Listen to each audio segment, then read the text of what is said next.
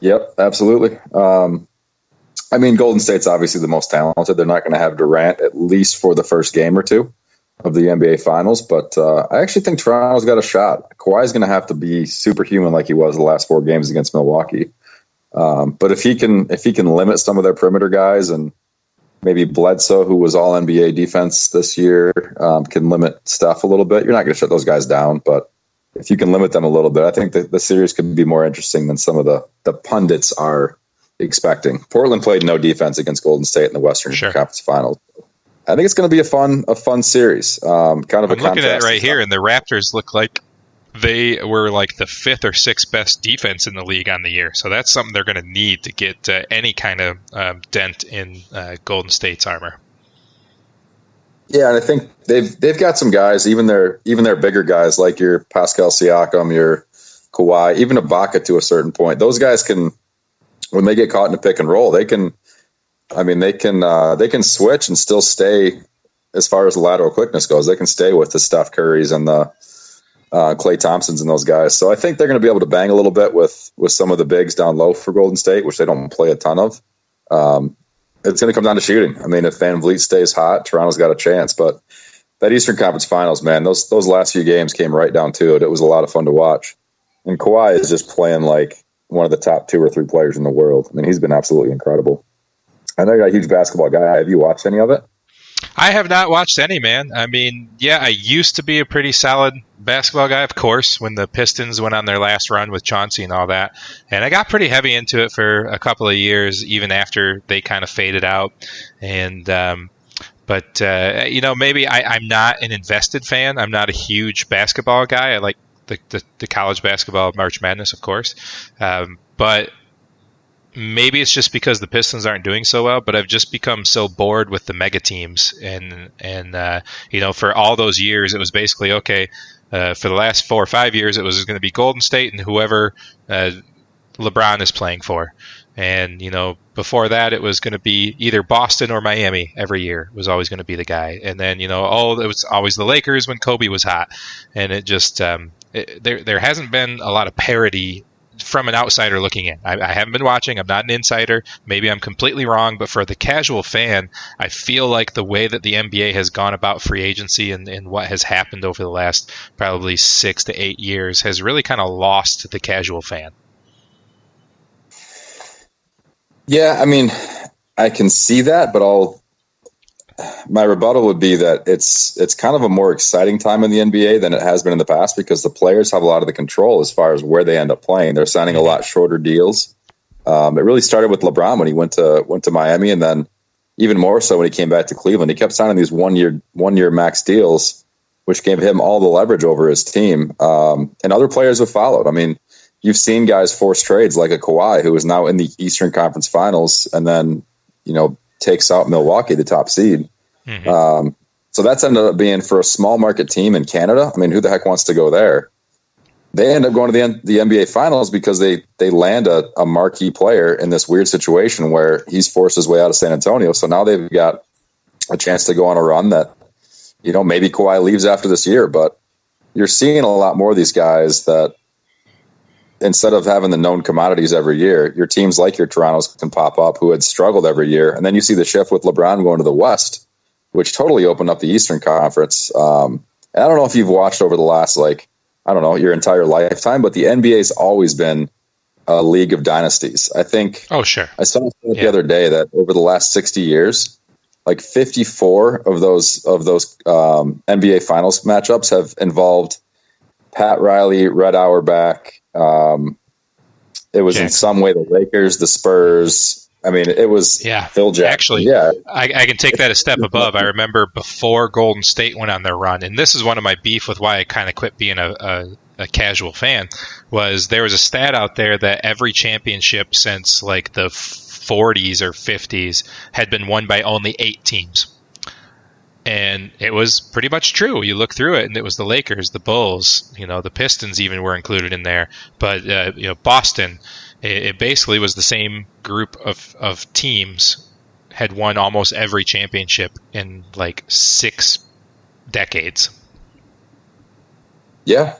Yeah. But you look at a team like Golden State. I mean, there's there's the complaints about these super teams, but the core of Golden State has always been Steph, Clay, and Draymond, and Durant's only added to it. But you've seen, they were drafted. Oh, yeah, they were all drafted, but none of them were like top 5 considered to be marquee picks. They were all considered solid prospects, but Golden State's like the Patriots of the NBA. They've got their system. Everyone's selfless, and it starts with Steph. Steph doesn't care if he gets his or not. He just wants the team to win, and that attitude is infectious. And those guys obviously buy into it. Steve Kerr's kept it going.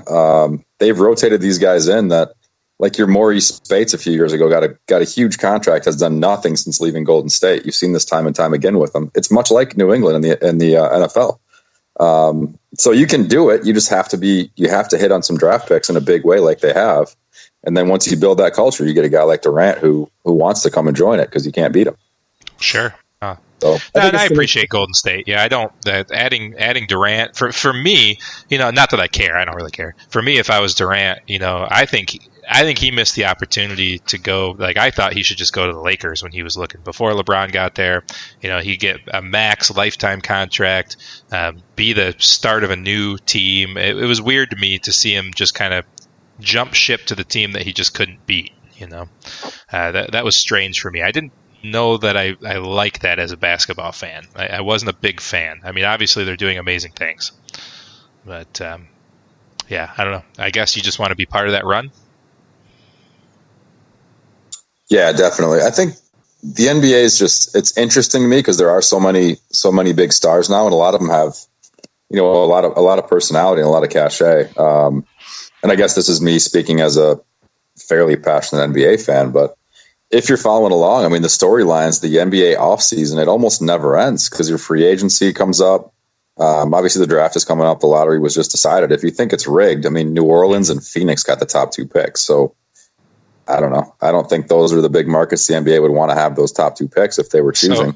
So have they selected? Explain the lottery to me. Help me out with this. So have they already selected their picks? And how many spots does the lottery provide? Just the first 3, 4, 5? The NBA draft lottery was last week. So I think the first 3 are done by the ping pong balls, and you have obviously a higher chance if you have a worse record. The top 3 get decided by ping pong balls, and then after that, it's based on record. So the worst remaining record will have the 4th pick. The worst remaining record after that will have the 5th, I believe is how it goes. And then the teams that got the lottery picks will be rearranged back into their proper draft picks starting in the second round. No, I think I believe that pick order is set for first and second round. Okay, I was just curious. And then how many rounds is the NBA draft? Just 2. Just 2 rounds. All right. Yeah. Cool. Yeah, I'm not a huge follower, so I don't know how that works. So, do you think did they announce who they're going to take with the lottery already, or does that wait till June 20th? Zion's pretty much the guaranteed number 1 pick. It's the rules have changed too because now you can officially put your name in the draft and declare, but if you don't hire an agent and declare that you're staying in the draft, even after the draft, if you go undrafted, you can still go back to school at this point. Yeah, I'm reading through that. Apparently this year is kind of a big year for that. A lot of people have decided they're pulling out of the draft more than normal. Well, there's a huge number of underclassmen this year that have the opportunity to go back, but with the number of underclassmen that declared, I was just reading about it today, it's like an all-time high. Okay, so it's not shocking that so many people have now withdrawn their names. No, because it was a huge number. I think it's a great way for the college players who are just wanting to see how they evaluate, how they grade out, and see what they need to work on. It's a good way for them to go with no risk, really, to go see what the holes in their game really are in the eyes of the scouts, and then go back and work on that for their next year in school. So I don't know. It's changing though. One of the big recruits coming up in the 2019 class just decided he's going to go play Australian League basketball and make a mill or two. And then come back and put his name in the draft next year in 2020. So I think we might see more of that as things go along. I could see that because if they don't start paying these players for all the money they're making off of them, I'm a pretty big advocate for top-end college players to get paid because people are buying their jerseys. They're coming to come see them play. one injury, and they are screwed for life. So it doesn't shock me if some of these players are like, you know what, I'm done with this. I'm going to go make money in Europe. I'm going to go to Australia. I'm going to go, wherever, and, make some money while you wait to either get drafted or prove yourself as an undrafted free agent. It doesn't bother me at all. I think that's a smart move. No, and you're playing against full-grown men in a lot of cases. Like Luka Doncic, who just played this year, his first year for the Mavs. He had played against guys who were 21 to 35, full-grown guys, and just absolutely dominated that league in the Euro League. And he's translated very well to the NBA game. But I don't think world basketball has kind of stepped up its level of play over the last 10, 15 years too. Yeah, no doubt about it. As half the names you just mentioned to me that you're excited to watch play in this playoffs are all foreign-born players. Yeah, quite a few of them are. And you look at a guy like Nikola Jokic, who dominated for the Nuggets, who almost beat the Blazers in the semis of the Western Conference Finals. He's become a dominant force too. You're seeing a lot more of that with the high end picks, and I think your guys like Doncic and Siakam really coming on, Giannis, those guys are going to make, NBA execs really think about taking those foreign players over maybe a less proven, more raw commodity and some of these college guys that come out too early. Yeah, I mean, the NBA is interesting because what's the roster of an NBA team? 14 players, 15 players? What do they carry an active roster? I think the active roster is 12. You can bring up guys from the D League if someone goes on the IL for a short time, but I think the active roster is typically 12. Sure. And so most teams you have between 6 and 9 players that really make an impact. If they're deep enough. Regular season, maybe 7, 8 to 10, but in the playoffs, it really gets tightened down. You get most teams are playing like a very tight 6-7 man rotation. And there's 30 teams, 32 teams in the NBA? It's 31 or 32. I think it's 16 make the playoffs, 15 go into the draft lottery. So I'm pretty sure it's 31 now. All right. So you got 31 teams times 12. You got 400 guys in the NBA. I mean, it's tough to get in there, right? So any advantage these guys can get that can step up their game, because let's be honest, most of the college games are complete blowouts for highly talented teams. And you're not going against the world's greatest talent. So I see no problem with these guys jumping over to Australia or Europe and getting a year of experience against full-size bodies, against professional players. Yeah, it doesn't bug me at all. Yeah, and that's always, they play a little bit more of a similar game to the NBA too. When you watch guys play in college, you're always trying to project, all right, well, this guy's skill set is better suited for the NBA, although he didn't produce in the college game. Yeah, he's probably going to be better off in the NBA. You see certain guys like that. They're talking about Cam Reddish, the Duke sixth man from this year, that he didn't really produce a ton in the college game, but he's supposed to be a much better suited player for the NBA. I don't know. I'm always leery of guys like that because you think back to like Corey McGatty, who was supposed to be superstar guy out of Duke, played 1 year in like 2000 and really didn't amount to much. You see a lot of those types of guys come through. But I think you can get a better look, more consistent tape with what you're going to see in the NBA when these guys play a year in the Euro League or in the Australian League, like this kid's going to do next year. So it's going to be interesting to see how it progresses, because the more time goes along without the NCAA paying these kids for their likeness and for the money they're making out of it. And the NCAA is just an absolute joke. But I think the more you're going to see kids going overseas to play and to develop their games. Yeah, I worry a lot about the NCAA. I think that eventually these FBI probes and things that go in are going to devastate some things, and that the preemptive thing they should do is just pay them.